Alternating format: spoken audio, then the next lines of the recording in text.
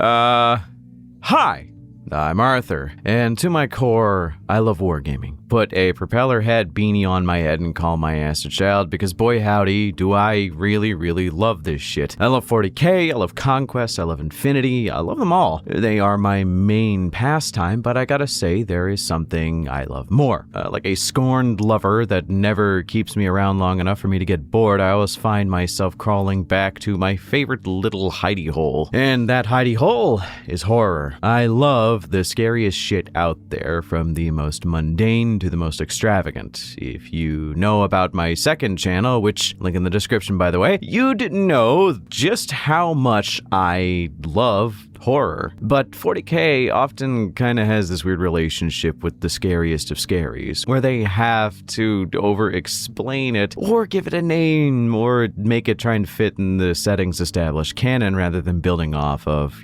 horror tropes and things that people actually like. But it's cool, don't get it twisted, but it doesn't really scratch that itch the back of my brain. You just kind of gotta leave it unexplained. Like, good example of how 40k has done something good in the recent era of our existence, I guess, would be Warhammer 40k Darktide, where there is this thing simply called the Darktide, and we don't fully know what it is in terms of its entire encompassing existence. It's technically the mix of Xenos, chaos, and monsters that exist on the fringes of the setting, but that's really enticing to think about. They never really explained it, only kind of. So when I say that the Ghoul Stars are that on steroids, it makes me very happy to say that they are my favorite setting in 40k, bar none. Maybe not my favorite thing in 40k, that's still Dreadnoughts, but I love the Ghoul Stars. They are so silly, they make no sense, and never get fully elaborated upon, aside from something like an Inquisitor being questioned by some serf with tears in his eyes why the furniture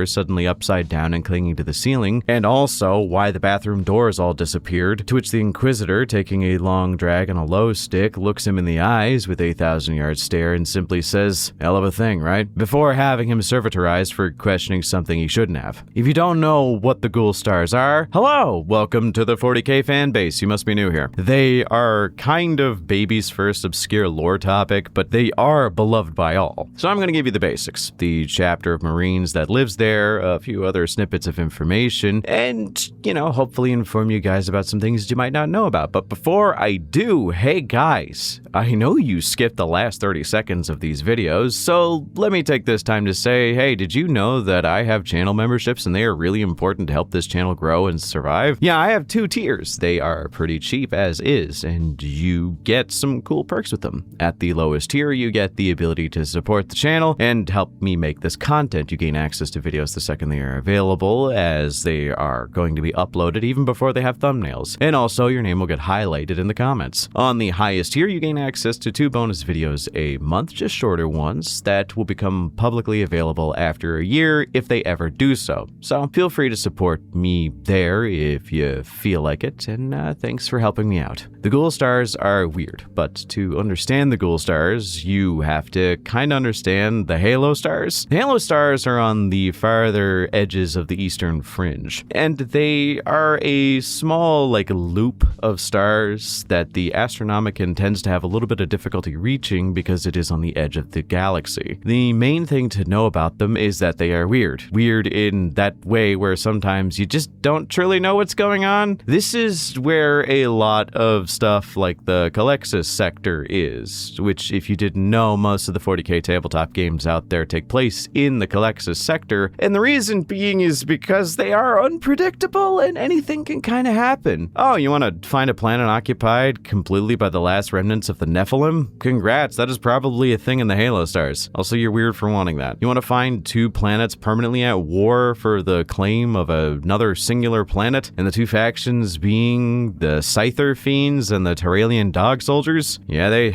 are there. You want to find an alien species so dangerous that there is an entire chapter order of Iron Warriors dedicated to wiping them out. Yeah, that's Lord Red Pants themselves, the Iron Lords. And yes, the Bargasi are in the Eastern Fringes, though I'm not 100% certain they're in the Halo Stars, but it would make sense considering. They're in the Grendel Stars, which is, I guess, just as bad. Also, shout out to us finally getting a model for the Bargasi. Neat. Anywho, the Halo Stars have weird aliens, weird chaos threats, and just weird everything. But the weirdest part about the Ghoul Stars is basically that Chaos has trouble connecting with those areas. It's mostly just aliens. It's pretty much entirely aliens and maybe even just some warp-born pests that have nothing to do with Chaos. Like, Chaos fleets try to plunge into them, but they often get swallowed up by some evil alien monster race that exists there for no reason and don't really want to conquer. They just want to exist on their own. But they have the greatest weapons that are known to any species currently alive. There are so many aliens in the sector that you would genuinely be unnerved. Like, for perspective, the Ghoul Stars are essentially like the deep ocean of 40k. Yeah, we know where it is and we know how far it goes. We know where it ends and where it begins, but getting there is actually a little bit difficult to nearly impossible without coming out inside out if you are alive at all, which is why all the alien species that exist there are pretty horrible. The best term to use here is where aliens across this setting are horrors beyond our comprehension. The aliens of the Ghoul Stars are truly eldritch. They are cosmic horror personified. Tyranids that make zombie armies, an entire planet of flayed ones that are actually kind of hired out for janitorial duties by other dynasties. You even have this sort of recreation of the Golden Throne made out of psychic superglass that a chapter of Space Marines that is entirely focused on protecting the Ghoul Stars or keeping whatever's in there, sacrifices their chapter master to in order to keep some kind of unknown apocalypse from happening. That we don't really know what'll happen, they just know that if something happens, it's going to be bad. And don't even get me started on the Pale Wasting. We don't even know what it is to this day. It's just something that happened, and it led to the deaths of... I'm sorry, fucking what? It led to the complete annihilation of 11 chapters of Space Marines. 11. That's literally an entire legion's worth of Space Marines gone to a threat that was so horrible that we don't even have a really accurate record on them. But we'll cover the Pale Wasting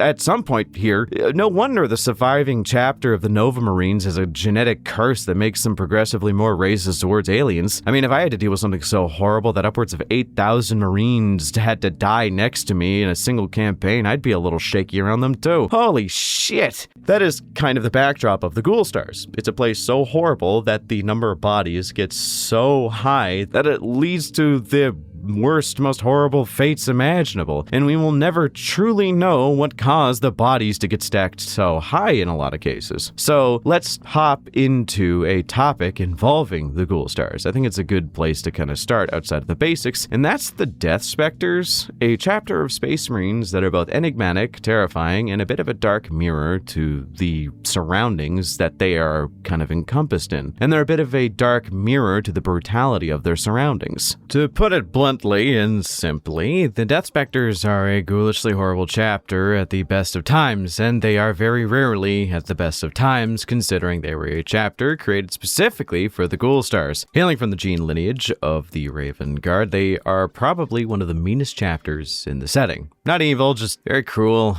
Like, not in a malicious way, like the Marines' malevolent, more in a Carcharodon's way where they do it because they don't really have anything else better to do. Like, the ends justify the means, but also, I mean, there's not much else they do to occupy their time. They are probably some of the best alien hunters in the setting, but I would also add the caveat that they are probably just the generalist hunters of aliens. So, say you have something like a Size of the Emperor, they're going to be better at killing Tyranids, or an Iron Snake is going to be better at killing Dark Eldar, but if you don't know what you're going up against, a kill team of entirely Death Specters is probably your best bet, which is why they donate a lot of Marines to the efforts of the Death Watch. They are just too good at what they do. This is not because of any inherent gene benefit. No, it's literally just because they need to be that good. Kind of like the Castellans of the Rift, where they are so beefed up from the forever demon hell war they are in that they are pretty damn good at killing demons. The Death Specters are always focused on protecting humanity in their,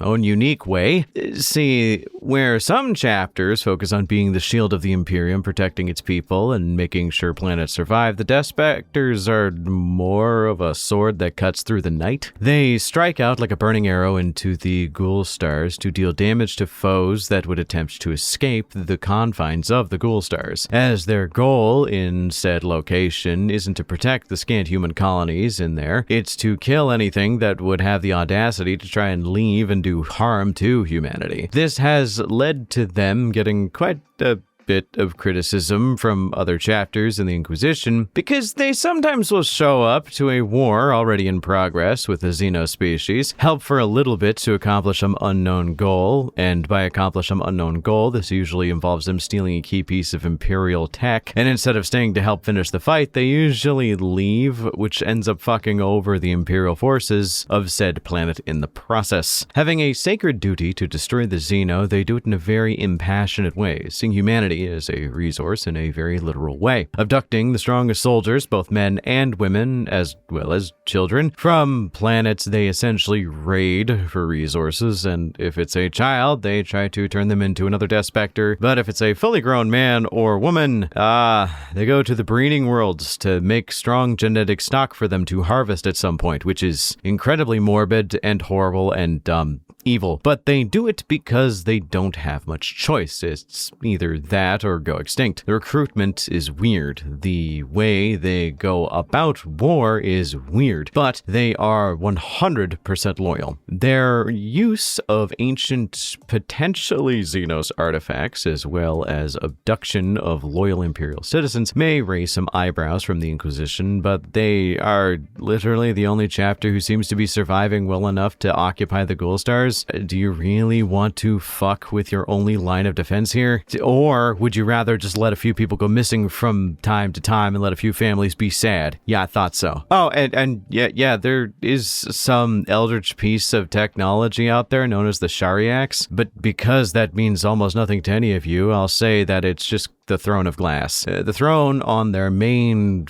home prison whatever world that through some visions allegedly granted to their original chapter masters sent them there in order to protect something. This is where their at the time chapter master, who I'm not even going to try and pronounce his name, no seriously, Alice put his name on the screen. What the literal fuck is that? What happened was their chapter master sat down on this massive throne of ornate glass that seemed to be hidden away underground, and from that day forward, he could no longer move, and he was locked away there until the day of his death. It began to preserve him, but siphon away his life essence, and in exchange, prolonged some dark fate from occurring, which, I don't know, sounds horrible, but it also gave him some kind of mysterious power. Now, it's not exactly stated what that is, but it's kind of this thing where in minor aspects you could intuit that it is basically just a small version of the Astronomicon, where he can project his mind and presence at a very long range and is able to actually use some kind of super psychic ability to see what's going on at any point in the Ghoul Stars. At least that's what my interpretation is, so take that with a grain of salt. So how they go about this now is whenever the individual who is currently on the throne dies, they send the next person on there, which to my knowledge is usually their chapter master. Which, no, we never get an idea of how it works. It's just another relic of the Ghoul Stars. Yeah. Oh, speaking of, fun fact about the Death Specters. Their gene seed is, although not incredibly horribly corrupted, it is not exactly pure, and gives them a bunch of weird traits that don't really make them, like, horrible, but they are albino, and allegedly due to a weird mutation, they actually end up going bald and having completely piercing red eyes as opposed to the normal black ones that the Raven Guard have. So stack that with them being 8 to 9 foot tall giants, and you basically have them being an entire chapter that I cannot prove this, but I have a feeling that whoever wrote these guys into existence was probably a McCarthy fan, because as I was reading about the Death Specters, I couldn't help but feel like they're an overly elaborate way to make an entire chapter of Space Marines populated exclusively by Judge Holden from Blood Meridian, which is both horrifying and an awesome reference if it's correct, but who am I kidding? 40k writers don't read books, they just write them. Oh, and further, fun fact, the Death Death Specters are one of 3 chapters we know from the 13th Founding, aka the Dark Founding, which is filled with all the Goth chapters, to my understanding. And this includes, that we know of, the Crimson Sabers, which are now known as the Crimson Slaughter, and the fucking Exorcists. Go figure, right? The Death Specters have a lot of enemies to fight in the Ghoul Stars, ranging from normal to insane. Hell, one of the most understandable alien threats is just a unique species of Xeno called the Scyther Fiends, a race of aliens who use shattered glass crystals as some kind of weapon, building supply, and anything really. I'm using a lot of kind ofs and I thinks because the Scyther Fiends work on a similar logic to that of the Mandrakes of the Drukhari, where we don't really know what happens, we just know that there's an alternate shadow dimension that they go to potentially, and if you go there, you probably don't ever get a chance to come back. So they do occupy real space, but from what we can tell, they're almost impossible to wipe out completely, as they just disappear when it's convenient for them. They are stated to usually keep to themselves, but if humanity is ever found in their sights, they usually just try and kill them, which is where their technology comes into play. They usually use crystals grown from locations, or at least on planets that have rich crystal deposits, that they manipulate into weapons, usually either through telekinesis or through some kind of science we don't yet understand. The crystals in question shatter into thousands of pieces when thrown, and then when they go flying, they end up shattering into even smaller shards. And basically, when they hit you, they leave you with so many holes that if you were to run fast enough, you'd whistle. I mean, if you weren't dead, that is. You're definitely dead. Even Space Marines have trouble getting through that because power armor is very strong, but it does have soft seals, and all they need to do is nick you one time in the neck and you're dead. So that kind of blows, but whatever. So that is one of the more understandable ones. Let's get into the weirder ones, the ones that we adore, like the Bone Kingdoms of Drazak, or that one fleet of Tyranids that creates zombies for some reason. Yeah, we got a few. So, yeah, flayed ones. You like those, right? So, the Bone Kingdoms of Drazak. Fun name, right? Cool. So, in the Ghoul Stars, anything that touches their location is kind of cursed in a literal way. It's quite very tangible. Like the weird-ass Tyranid Splinter Fleet that entered it at one point to attack the Red Talons was diagnosed with a condition I can only describe as, and I quote, all fucked up. So with that in mind, the Necron are not immune to whatever horrid conditions are prevalent in this section of the universe. Amidst the darkness of this sector, a small area amidst the bleak dying stars is a planet. Charnel in origin, it is filled with the desiccated husks of billions of dead, flayed, mostly bones, and left to turn into dust. Yummy. You will never see this, ever. As a human being, if you are ever going to land on this planet, it's like sounding the dinner bell. You know that scene from Return of the Living Dead where the zombie called on the phone to get paramedics out, and then the other zombies that were nearby just swarmed them to tear them apart, only to do it again like 9 times? Yeah, that is what would happen here, but with flayed ones. Thousands of them. Maybe even hundreds of thousands of flayed ones exist here, sitting mostly dormant until they are either hungry enough to do something again, but amidst them, almost immune to it, or maybe just asymptomatic as a carrier, we have Overlord Drazak.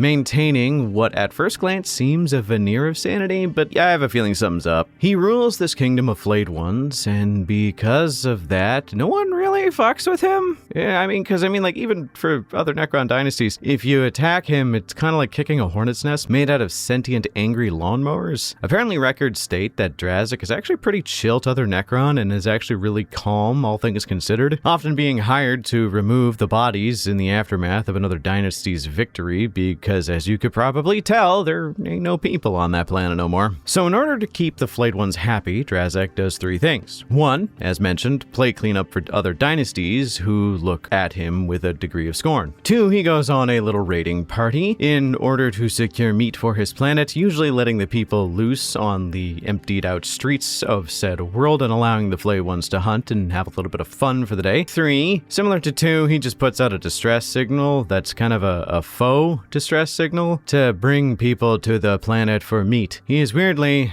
unaffected or uncaring about how he lives and kind of seems to be pretty okay with the whole being a king of a world that murders. So good on him, I guess. You gotta find your peace where you can get it, right? And for him, It's apparently getting licked by a bunch of cannibal ghouls when a little bit of gore splashes on them after their most recent feeding frenzy. Don't be weird. Next up, I'm not gonna lie, I had this information pinned somewhere in my little notebook to understand a specific topic, but I guess I didn't, so my references might have been crossed here, but there is records of Tyranids entering the Ghoul Stars, and they were pretty fucked. Having a sort of desperation to them that only an injured animal does, it could be inferred that they were indeed kind of cut off from the greater hive mind just because of the weird nature of the Ghoul Stars, as they also had the misfortune of fighting the Red Talons. And obligatory, oh my god, Red Talons, hi! Have you been? It's been so long. You look so great. The Red Talons being that one Iron Hand successor, not related to the Brazen Talons who smoke meth and hate all life,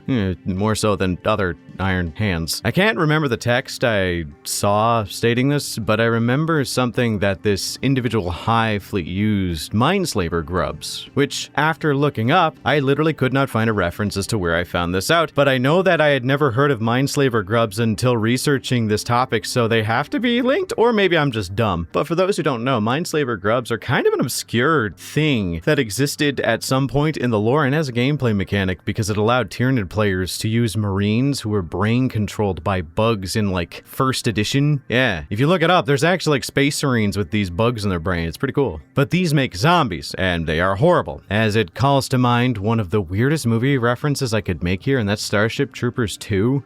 This movie literally gave me nightmares as a kid, and still kind of does. No one watched it because it was kind of bad, and also it went the opposite route of Alien to Aliens, where instead of going from claustrophobic horror to sci-fi action, it went from sci-fi action to romantic comedy. Okay, it went to claustrophobic horror. I just had no way of really wording that didn't sound funny or smart, and it was always kind of awkward just to say it in the recording. So if I can make myself sound smart, I might as well make myself sound dumb, right? But in Starship Troopers 2, there is this thing called a control bug. In its larval stage, it was like this spider-limbed maggot that would crawl into your mouth and burrow into your brain, eating it and then controlling you by knowing your brain from eating it, and eventually exploding out as a fully matured bug that would lay more of these bugs. And there was just these scenes of like guys in the shower fighting off these little bugs that were trying to crawl into their mouths, and it was just, I don't know, this shit, a bug crawling into my holes to eat me from the inside out, fucking gross, very gross, icky, yucky, yucky, no, like, I hate it, ew. As you could probably guess, I have arachnophobia, but the Mindslaver bugs were such a fun idea that it just feels like it came from the Ghoul Stars, as it fits the aesthetic. And that's the thing, the aesthetic of the Ghoul Stars feels like a fan AU from 40k, but it's canon. There's so much here that breaks the rules of 40k, things that never really get brought up and never get expanded upon, because 40k has this weird history and weird problem with over-explaining every single thing under the goddamn sun. And because of that, it makes it harder for people to kind of like get invested like me, who like the mystery and like the idea of it. Now, have I read a lot of Warhammer mystery? No, but I plan to at some point. Like, a lot of the Ghoul Stars have stuff in them that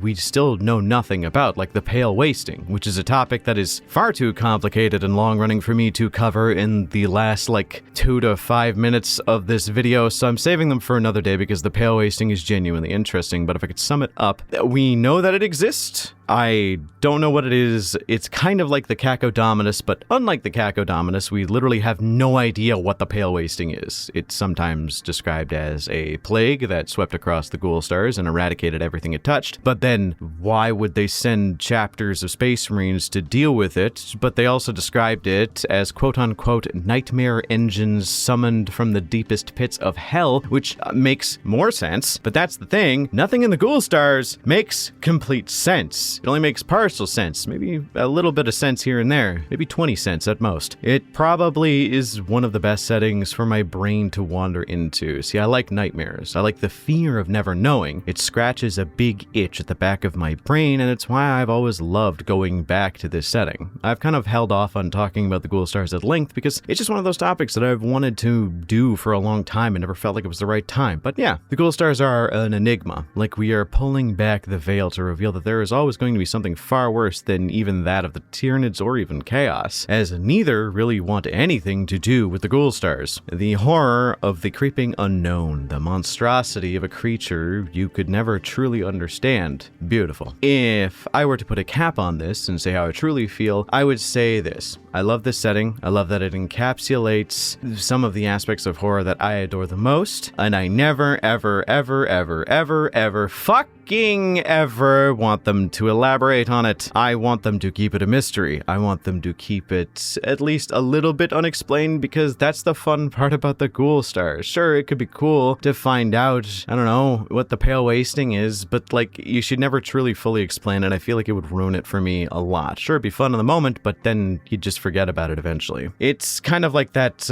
old adage that if you pull back too many logs and kick over too many rocks, you may find a bug you didn't really want to see. But those bugs shall be discussed in another video. So tell me what you think about the bugs we discussed here. Like them, hate them, terrified of them crawling into your holes? Think I did a shitty job discussing that, or are you just really not comfortable with me saying half of the things that I said just now? Well, let me know in the comments and make sure to complain. Special thanks to my channel members. Without you, me and my editor would be dead. Yeah, let's go with that. Full send. I would not be able to afford doing this as a full-time job and wouldn't be able to pay her, so keep that guilt on your conscience, I guess. And thank you all once again for watching. Until next time, I hope you all have a wonderful night.